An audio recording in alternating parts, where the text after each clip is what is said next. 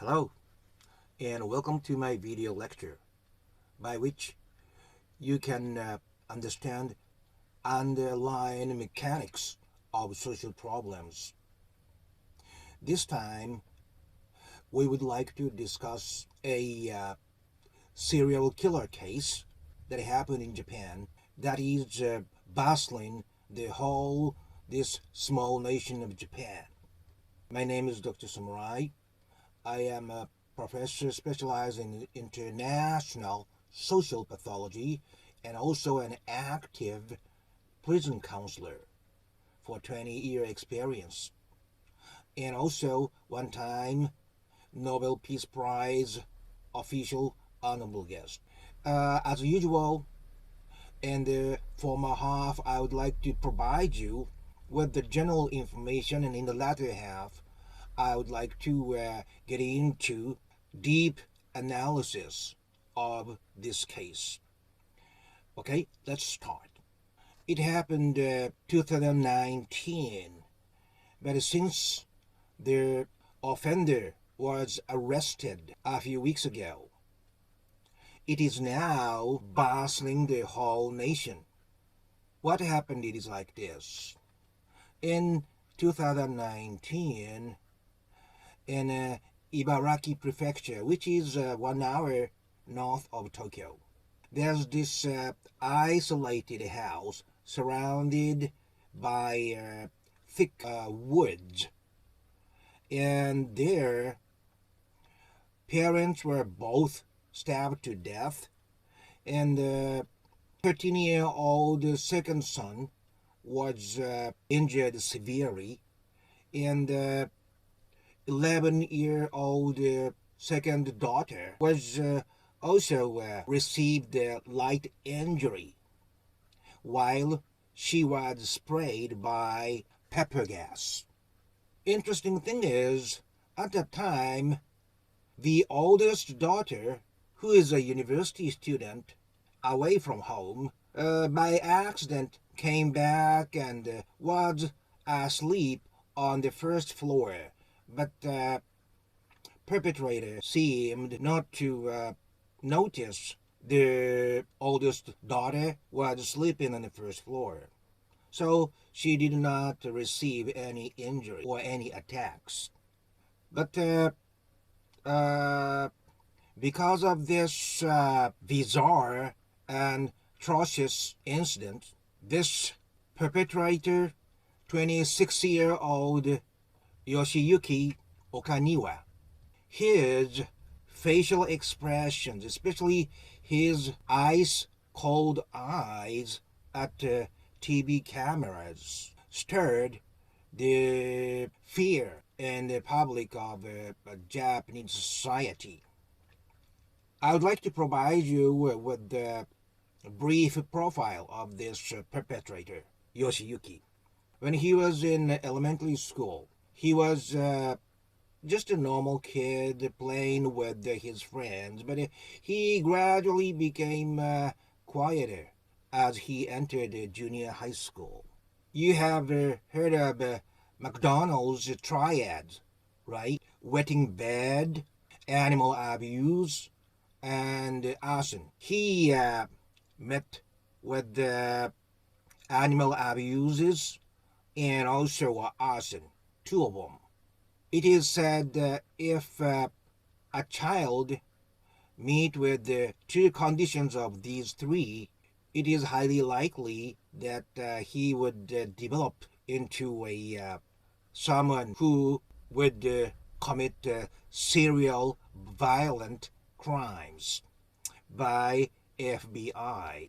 When he entered high school, he brought decapitated cat's head, and that caused a big problem at school, and he voluntarily dropped out the school and switched to a high school by correspondence. Later on, as that McDonald's triad indicated, he actually caused stabbing sprees in which he stabbed the ninth grade girl from behind by her jaw. And also, 2 weeks after that, he stabbed a girl in second grade in her flank multiple times. But the court ruled it would be better to send him to a medical youth detention center rather than normal juvenile training school. And this case happened after he completed the medical youth detention center program. So he was not rehabilitated in that medical detention center. Actually, right after he got out of that medical center, he was arrested for having a large amount of sulfur and ricin at home in his room. And he just repeated minor crimes again and again. And he finally committed murder case this time. He allegedly said he still has a strong impulse to want to kill people after his arrest. So now let's get into the researching his information. Much interesting information came up about his family. Although his mother made believe that she was very much depressed about this incident, right after he caused random sprees that attacked two girls, she was actually walking in town as if she was saying, "What was wrong with my boy for stabbing those two girls?" And one relative of his family is a local politician, and his father is also a prominent local figure who ran a business in cooperation with the local fire department. And when the father was active in that business, he covered up an arson case caused by his son. And even after he got out of this medical youth detention center, he bought him dozens of hunting knives as his son asked him to buy him.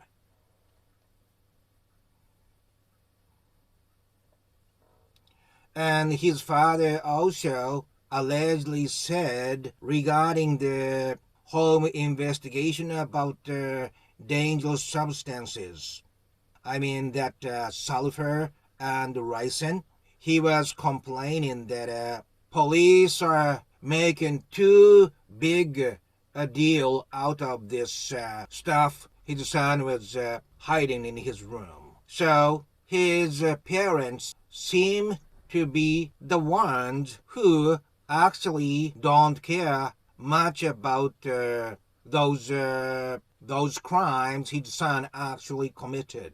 According to the closest neighbor to his house, except for the grandfather and grandmother, his family of four are all crazy, not normal people, including his younger brother.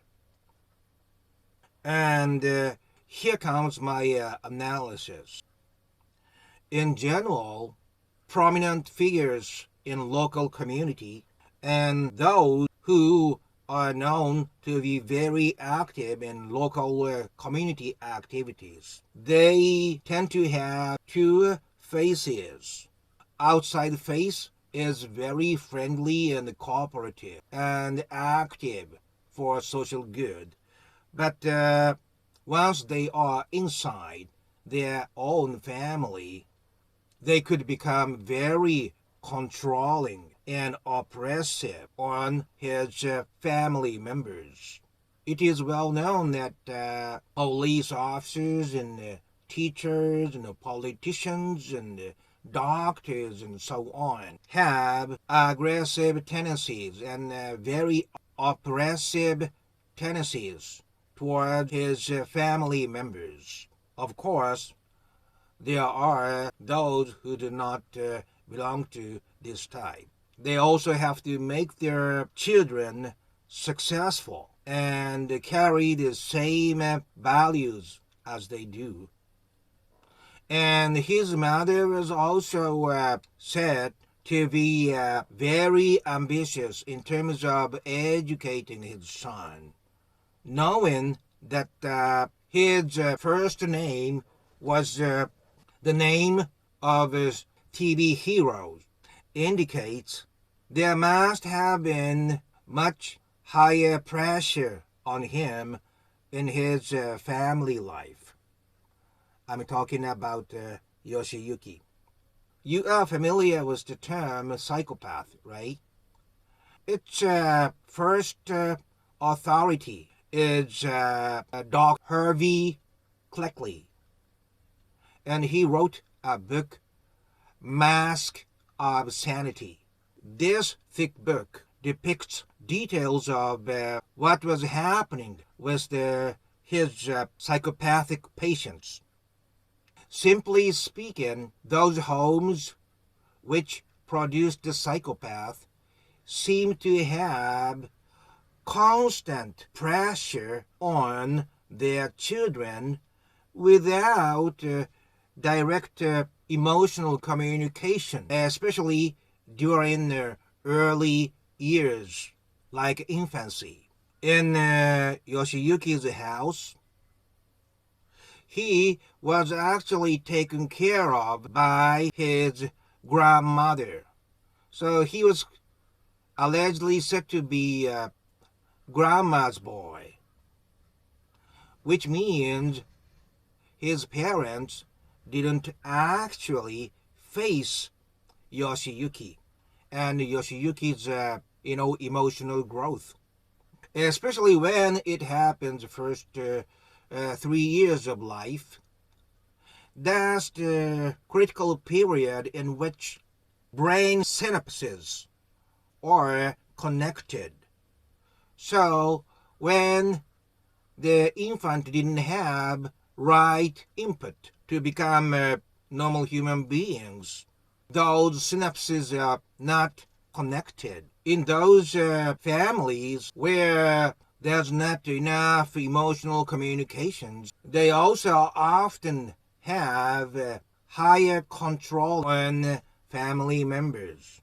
You all are familiar with the phrase that the soul of 3 years old lasts for life, right? So during this first 3 years, if the child was placed under the condition in which there's no emotional communications and unconditional love, and placed under constant pressure, that child develops into both psychopathic and sadistic personality. By psychopathic, I mean emotional handicap. And when the subject hit the puberty, that the sexual urges and energies are merged into that aggressiveness and inorganic lack of feelings. And they could become serial violent offenders, including serial killers. Like Yoshiyuki brought Cat's decapitated head to high school.